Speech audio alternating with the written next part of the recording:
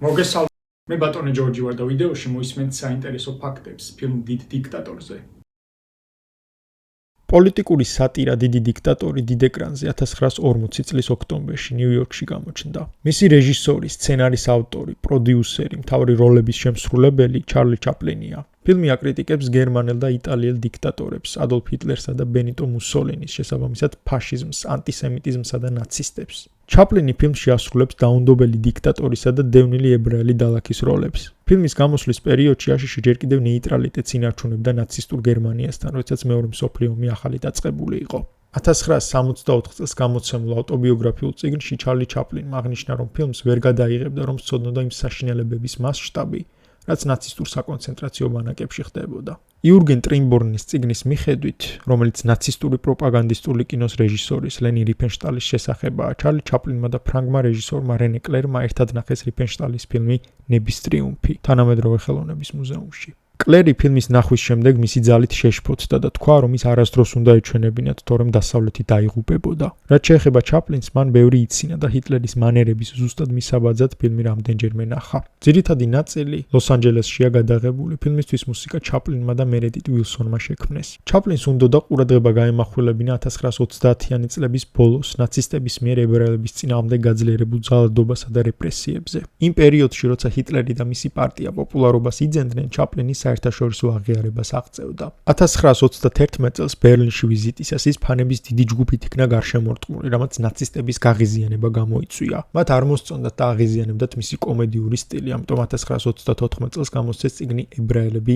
შენ გიყურებენ, სადაც კომიკოსი მოხსენიებულია როგორც საზიზღარი ებრაელი აკრობატი. თუმცა ჩაპლინი ებრაელი არ იყო. მას წიგნის ეგზემპლარი მისმა ახლო მეგობარმა ივორ მონტაგიუმ გაუგზავნა თავის მემუარში მამაჩემი ჩარლი ჩაპლინი. ჩაპლინის შვილი ჩარლი ჩაპლინი უმცროსი აღწერს, რომ მამამის აშინებდა მისსა და ჰიტლერის ბიოგრაფიებს შორის პარალელები. ისინი 4 დღის ინტერვალით დაიბადნენ 1899 წლის აპრილში, ჩაპლინი 16 აპრილს, ხოლო ჰიტლერი 20 აპრილს. ორივემ სიღატაკიდან მიაღწია დიდებას, მათი ბედი ერთმანეთისგან რადიკალურად განსხვავდებოდა. ერთი მილიონებს ატირებდა, როცა მეორეს მთელი მსოფლიოს გაცინება შეეძლო. მამა ვერასდროს ფიქრობდა ჰიტლერზე შიშის გარეშე, ეს იყო ნახევრად ზიზღი, ნახევრად მოჯადოება. ის ამბობდა, წარმოვიდგინე ის შეშლილია, მე კი კომიკოსი, მაგრამ შეიძლება პირიქით ყოფილიყო.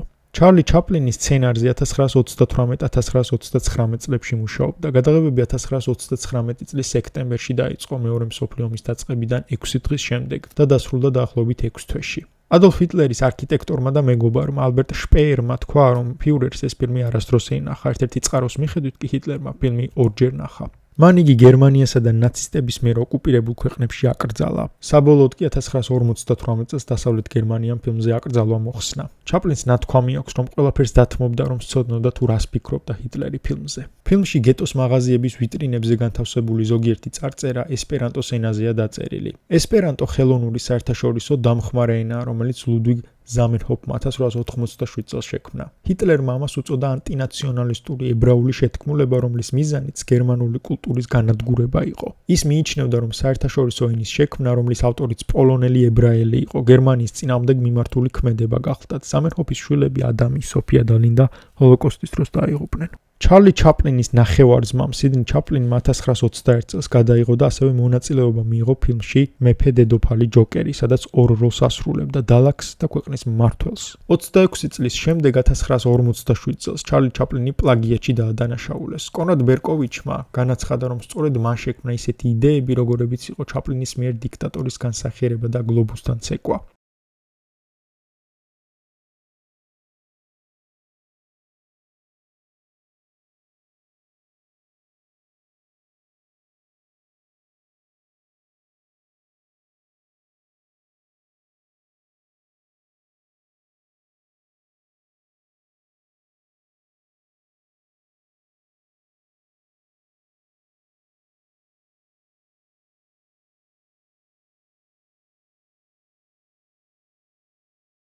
ის ამტკიცებდა, რომ ჩაპლინი მასთან ერთად განიხილავდა სცენარის 5-გვერდიან მონახას რამდენიმე საათის განმავლობაში. რაც შეეხება სიდნი ჩაპლინსა და მის ფილმს, ის არც ბერკოვიჩს და არც ჩარლი ჩაპლინს უხსენებიათ. საბოლოოდ მათ შორის შეთანხმება შედგა. ჩაპლინმა ბერკოვიჩს $95,000 გადაუხადა, რაც დღეს დაახლოებით $1,300,000 უდრის. ჩაპლინი თავის ავტობიოგრაფიაში წერს, რომ ფილმის სცენარი მთლიანად მის მიერ იყო დაწერილი. მან კომპენსაციაზე დათანხმება იმით ახსნა, რომ იმ დროისთვის ამერიკაში არაპოპულარული იყო და სასამართლო პროცესების ზეწოლის ქვეშ იმყოფებოდა. აგრეთვე ჩარლი ჩაპლინის 1919 წლის ფილმში მზის მხარე იყო სცენა, სადაც ის დალაქის როლს ირგებს, თუმცა საბოლოოდ ეს სცენა ფილმიდან ამოიჭრა.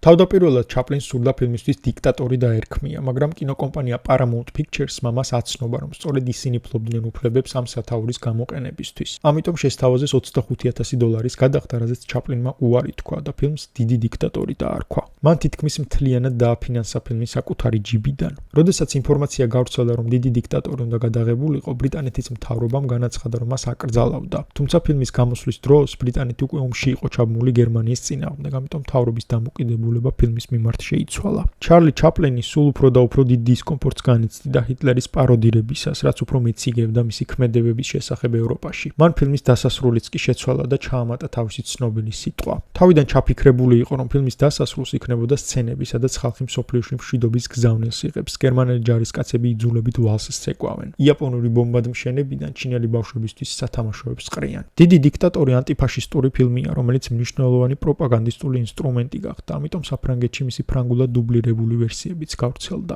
ფილმზე ოპერატორად რობერტ თოთერო მუშაობდა, რომელსაც მანამდე ჩაპლინთან ერთად ბევრჯერ უმუშავია. ჩარლი ჩაპლინმა ძმის, სიდნი ჩაპლინის რჩევით კიდევ ერთი ოპერატორი, კარლ შტრასი მოიწვია. სწორედ მან დაარწმუნა ჩარლი ჩაპლინი, რომ სცენები ორი კამერით ერთდროულად გადაეღოთ სხვადასხვა კუთხიდან, რაც ფილმის მონტაჟს გაამარტივებდა. ჩაპლინის ბიოგრაფის, დევიდ რობინსონის მიხედვით, მას არ მოსწონდა ეგრეთ წოდებული სკრიპტ გოგონები და ხშირად არ ითვალისწინებდა მათ მითითებებს.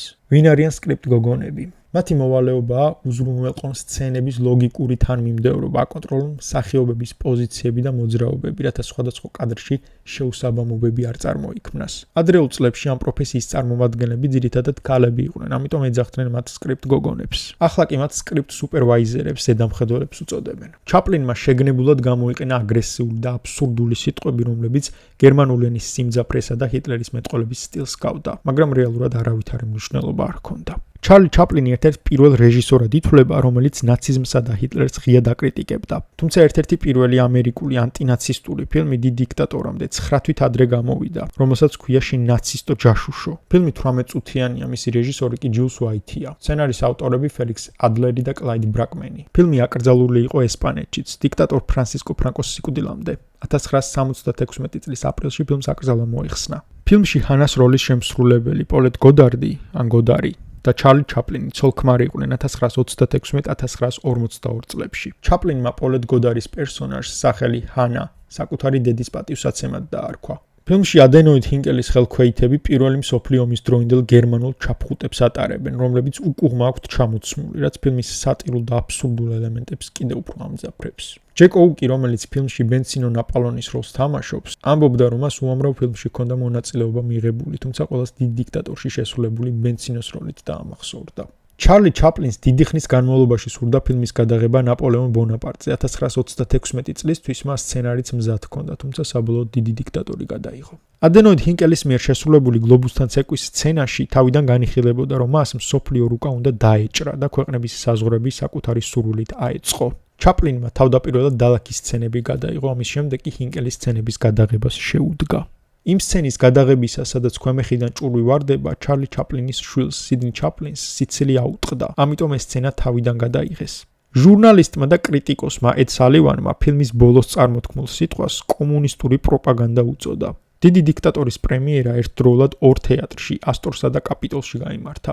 რაც უფრო ახლოვდებოდა დიდი დიქტატორის პრემიერა, მით უფრო ნერვიულობდა ჩარლი ჩაპლინი. მას ნაცისტების მხარდამჭერებისგან მუქარის წერილები მოსდიოდა, ამიტომ მან თავის მეგობარს სთხოვა პროფკავშირის წევრები მოეწვია, რათა პოტენციური პრონაცისტური დემონსტრაციები აღეკვეთათ.